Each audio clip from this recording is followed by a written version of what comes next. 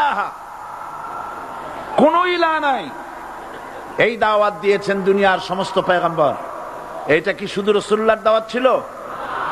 সমস্ত নবীদের স্লোগান ছিল একটা। সমস্ত নবীদের স্লোগান ছিল কয়টা? সবাই বলুন, কি সেই স্লোগান? লা ইলাহা ইল্লাল্লাহ। কোরআন শরীফের ভিতরে ইলাহ শব্দ 147 বার এসেছে।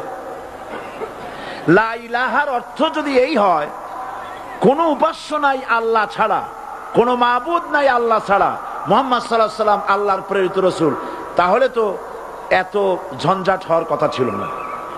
আপনারা বলেন, নবীরা যখনই এই দাওয়াত দিয়েছেন লা ইলাহা ইল্লাল্লাহ, তখন সংঘর্ষ হয়েছে কিনা? হয়েছে কিনা? বাধা আসছে কিনা? তাহলে এই কথাটা কি, যার কারণে এরকমের বাধা আসে? লা ইলাহা ইল্লাল্লাহ, এর চাইতে বিপ্লবাত্মক, এর চাইতে রিভলিউশন সৃষ্টিকারী কথা আল্লাহর আকাশের নিচে জমিনের উপরে আর একটাও হতে পারে না। লা ইলাহা ইল্লাল্লাহ। ইলাহ শব্দের অর্থ শুধু উপাস্য আর মাবুদ নয়। ইলাহ শব্দের অর্থ হচ্ছে আইনদাতা, ইলাহ শব্দের অর্থ হচ্ছে শাসনকর্তা, ইলাহ শব্দের অর্থ হচ্ছে বিধানদাতা। তো লা ইলাহা যখন একটি লোক ঘোষণা করে, তার অর্থ দাঁড়ায় কোনো আইনদাতা নাই, বিধানদাতা নাই, শাসনকর্তা নাই, কারো আইন মানি না, বিধান মানি না, শাসন মানি না, আল্লাহ ছাড়া। কে ছাড়া? আল্লাহ ছাড়া। এই কালেমার দাওয়াত যখন পয়গম্বরেরা দিয়েছেন, তখন 3 শ্রেণীর লোকেরা বাধা দিয়েছে। বলেন কয় শ্রেণী? সবাই বলেন। 3 শ্রেণীর লোকেরা বাধা দিয়েছে। লক্ষ্য করুন। 1 নম্বরে বাধা দিয়েছে রাষ্ট্র শক্তি। 1 নম্বরে বাধা দিল কারা? 2 নম্বরে বাধা দিয়েছে ধনাঢ্য ব্যক্তিবর্গ। 3 নম্বরে বাধা দিয়েছে যারা কায়েমি স্বার্থবাদী ধর্মীয় শক্তি। এই 3টি শ্রেণী সমস্ত নবীদেরকে বাধা দিয়েছে। সেই বাধা অতীতে যারা দিত, এখন আর দেয় না নাকি? এখনো দেয়। দেখুন, এই কালেমার দাওয়াত হযরতে মূসা আলাইহিস সালামকে যেদিন আল্লাহ পাক প্রথম ওহী দিলেন, এই দাওয়াত শুধু রাসূল দেন নাই, আল্লাহ পাক বলছেন প্রত্যেক নবী তার জাতিকে এই দাওয়াত দিয়েছেন। কি? আল্লাহ রাব্বুল আলামিন বলেন, সকল নবী তার কওমকেই বলে দাওয়াত দিয়েছেন, ইয়া কওমি ইবুদুল্লাহা মা লাকুম মিন ইলাহিন গায়রু। হে সম্প্রদায়, আল্লাহ ছাড়া কোনো ইলাহ নাই, তার ইবাদত করো, তারই দাসত্ব করো, তার গোলামি করো। আল্লাহ পাক মূসা আলাইহিস সালামকে যখন নবুয়াত দিলেন, প্রথম যে ওহী এলো, প্রথম ওহীটাই ছিল ইন্নানি আনাল্লাহ লা ইলাহা ইল্লা আনা ফা'বুদনি ওয়া আকিমিস সালাতা লিযিকরি। নিশ্চয়ই আমি আল্লাহ, আমি ছাড়া কোন ইলাহ নাই, আইনদাতা নাই, বিধানদাতা নাই, সুতরাং আমার দাসত্ব করো এবং আমার শরণার্থে নামাজকে প্রতিষ্ঠা করো। মূসা আলাইহিস সালামকে আল্লাহ পাক ওহী দিয়ে তাকে পাঠালেন। কোথায় পাঠালেন? আল্লাহ পাক বলেন, ইযহাব ইলা ফিরআউনা ইন্নাহু তাগা। গোটা কওম নাফরমান, আল্লাহর আইন কেউ মানছে না। গোটা কওমের কাছে না পাঠাইয়া আল্লাহ পাক সর্বপ্রথম মূসা আলাইহিস সালামকে দাওয়াত নিয়ে কার কাছে পাঠালেন? ফেরাউনের কাছে। কারণ ফেরাউন হচ্ছে রাষ্ট্রশাসক। ফেরাউন কি? রাষ্ট্রশাসক। নিচের পানি পাহাড়ের উপরে যায় না, উপরের পানি না নিচের থেকে উপরে যায়? উপরে পানি নিচে আসে।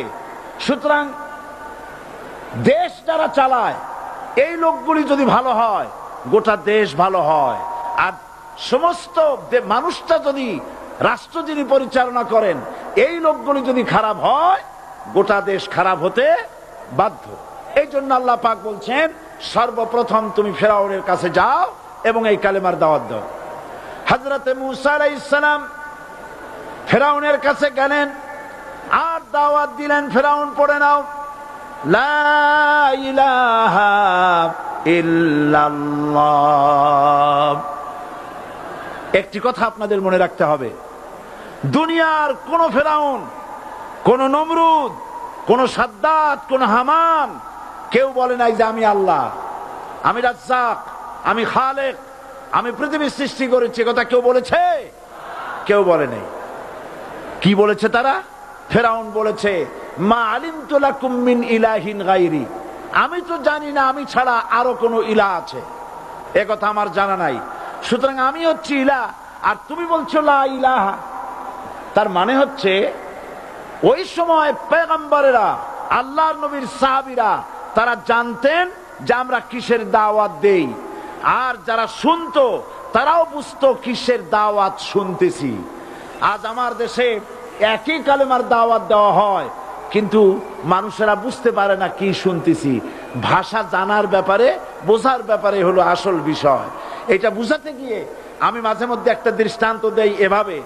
একজনের একটা রেশনের দোকান ছিল, সেই দোকানে তার একটা ময়না পাখি ছিল, আর ময়না পাখিকে কথা শেখানো যায় সেটা তো আপনারা জানেন। জি, ময়নাকে শিখায়েছে যে লাইন করুন, এক এক করে আসুন। ময়না এই কথা শিখেছে। সকালবেলায় যখন রেশনের দোকানে ভিড় পড়ে গেছে, তখন ওই পাখি খাঁচার মধ্যে বসে বলছে লাইন করুন, এক এক করে আসুন। একদিন খাঁচার দরজা খোলা পেয়ে পাখি উড়ে গিয়ে গাছের ডালে বসেছে। আশেপাশে যত পাখি ছিল তারা চিন্তা করলো এই রকমের পাখি তো কখনো দেখি নেই।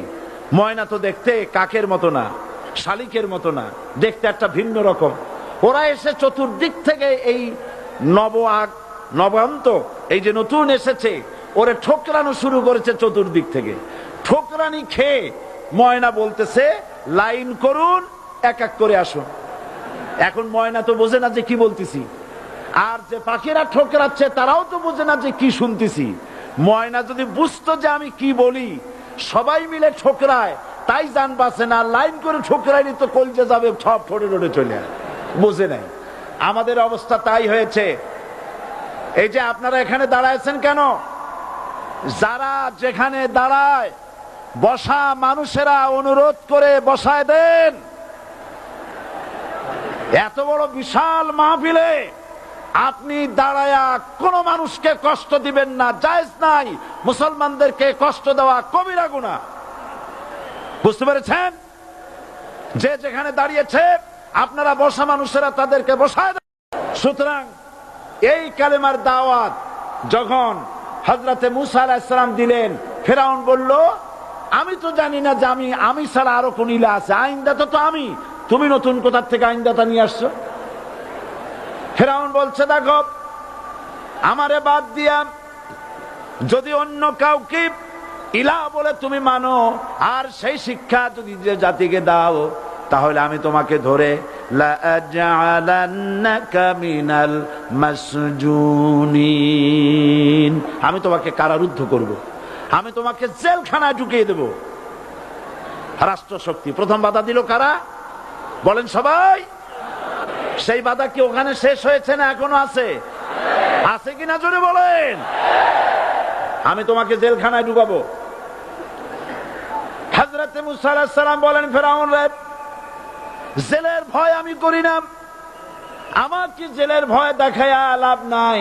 আমি আল্লাহ পাকের পয়গম্বর হযরতে মুসা আলাইহিস সালাম। ফেরাউনের দলবল আছে, লোক লস্কর আছে, তার অস্ত্রের অভাব নাই। আল্লাহ রাব্বুল আলামিন মুসা আলাইহিস সালামের কাছে একটা অস্ত্র দিয়া দিলেন। দিছিলেন কিনা? দিছিলেন কিনা? আল্লাহ পাক হযরত মুসা কি বলেছেন? ওয়া মা তিলকা বিয়ামিনিকা ইয়া মুসা, মুসা রে তোমার হাতে ওটা কি? মুসা আলাইহিস সালাম বললেন এটা লাঠি। আল্লাহ পাক বললেন ফেলে দাও লাঠি। লাঠি ফালায় দিলেন। কি হয়ে গেল? হিয়া হাইয়াতুন তাসআ, লাঠি হয়ে গেল। এখন লাঠি পড়ে সাপ হয়ে গেল।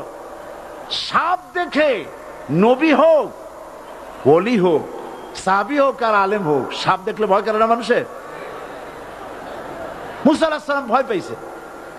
আল্লাহ রাব্বুল আলামিন হযরত মুসাকে শোনায় দিলেন খুযহা ওয়ালা তাখাফ সানুঈদুহা সিরাতাহাল উলা।